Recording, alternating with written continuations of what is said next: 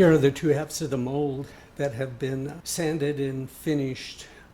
Diluted some lacquer to about 4:1, and I'm going to put at least 2 coats of the thinner on there because it will absorb into the Ultracal. This worked really well on the cement. It's porous too, and it soaked right in, and then I put 2 coats of straight lacquer on, and that sealed the original really well.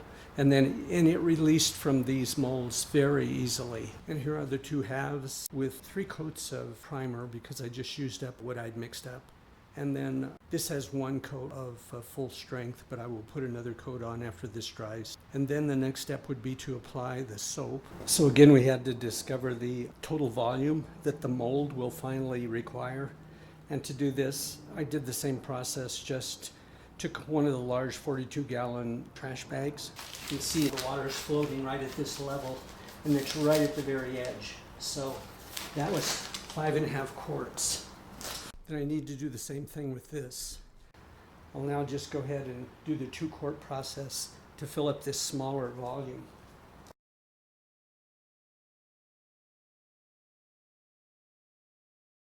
That is right even. So this is 1 gallon. And the other was 11 quarts divided by 4 would be 2 gallons and 3/4. So it turned out that both of these forms together would take 3 3/4 gallons. Have to convert that to a square area and volume in order to match the conversion table on the cement. Anyway, the next step is to apply the soap. This is Pure Lube, which worked really well for separating the first time. When you're doing the soap, you just take your sponge, I dip it in, and then just rub it around, and it'll form this foam. You want to be sure you get in all the crevices. It doesn't take very much. And you can dilute this or not. The soap is very soapy. You kind of bring it up to a foam while you're rubbing it in, and then you dab it off and get rid of the excess foam.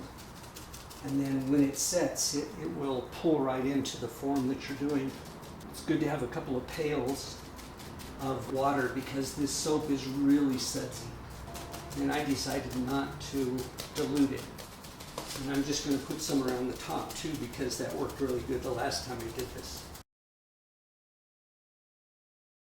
Here are the 2 Birdbath halves with some stones applied because the original did. And I read that you can use Elmer's glue or some kind of white glue to attach them to the surface of the mold.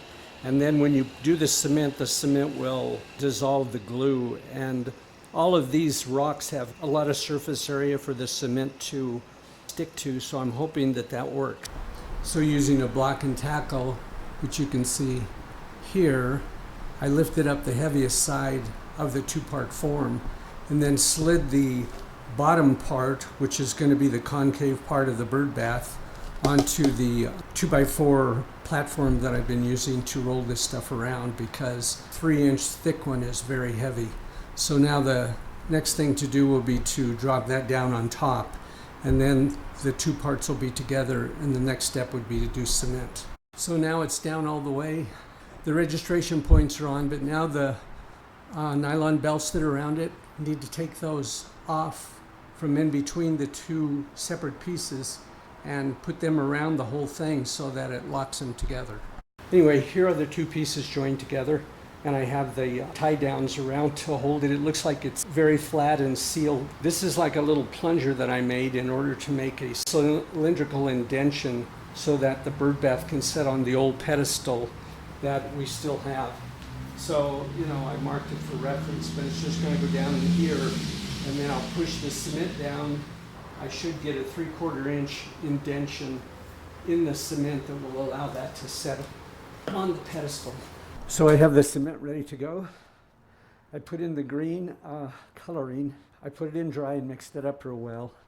It looks pretty green, greener than I thought it was going to be, but when it dries, it may lighten up. So next step is just to start filling the mold.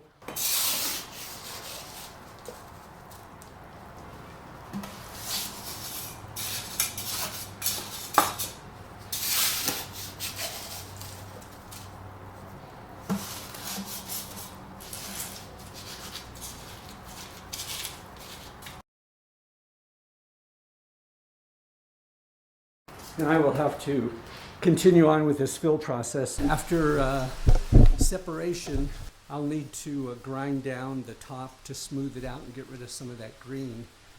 I found that these cement discs, this is a DeWalt one, work really well as like a palm sander. You can go around and do this, then you don't take too much off. But I'll need to go around all these edges here, and then I'll stain this again with the sealer. That should give it the same basic color as the back. And here's the back side of the bird bath. I was able to use this black diamond. It's a wet look penetrating stone sealer. And then there's an enamel called folk art. It mixed well with this sealer, so I was able to put a color on there. It turned out a little darker than I thought it would. So turned over, the top side looks like this, and the color is a little bit lighter, and in the sunlight it'll also lose some of its color. Anyway, that's the final product. I was just happy that all the cement went into the molds and came out with the basic form. And here's the completed bird bath.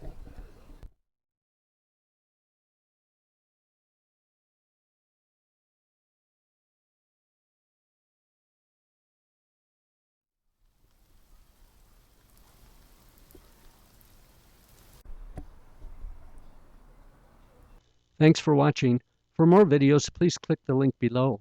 If this video was helpful, please give it a like. Thanks.